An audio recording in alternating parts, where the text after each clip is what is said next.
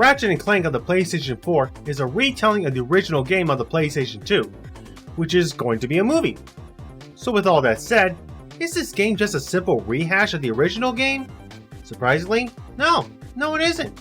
In fact, it feels like a whole new adventure altogether. Ratchet is a Lombax who aspires to be a Galactic Ranger, but he doesn't pass the preliminaries due to his size and history.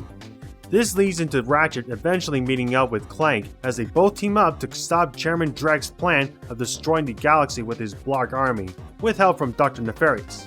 Sure, the story does sound similar to the original plot, but it's told in a completely different way. Regardless, it wouldn't be a Ratchet & Clank game if it didn't have its trademark humor, and thankfully, it is funny, without having to resort to reusing old jokes from its predecessor. Hell, even the plumber makes a meta joke about the series as well. No problem. See you in the next reboot. With that said, is the game just as fun as the others?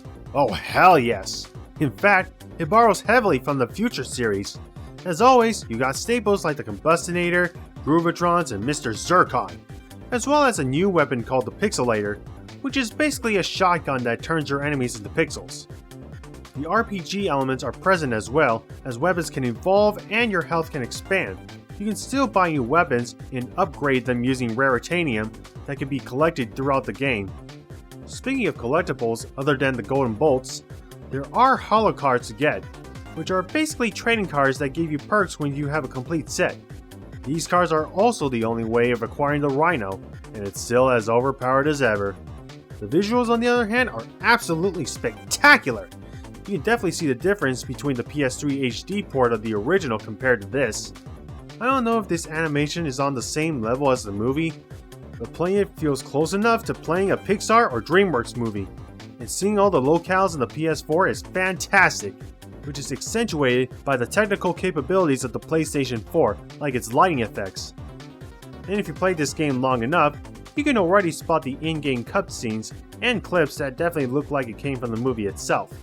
Overall, I had a great time playing this game and being it around 9 hours, but I can safely say this game is without a doubt a great addition to the franchise. So to sum up, get this game, especially since it's $40. That's relatively a steal, and you won't regret it. I also apologize for this audio setup, kinda messy. It's the only way I can get good audio for this video.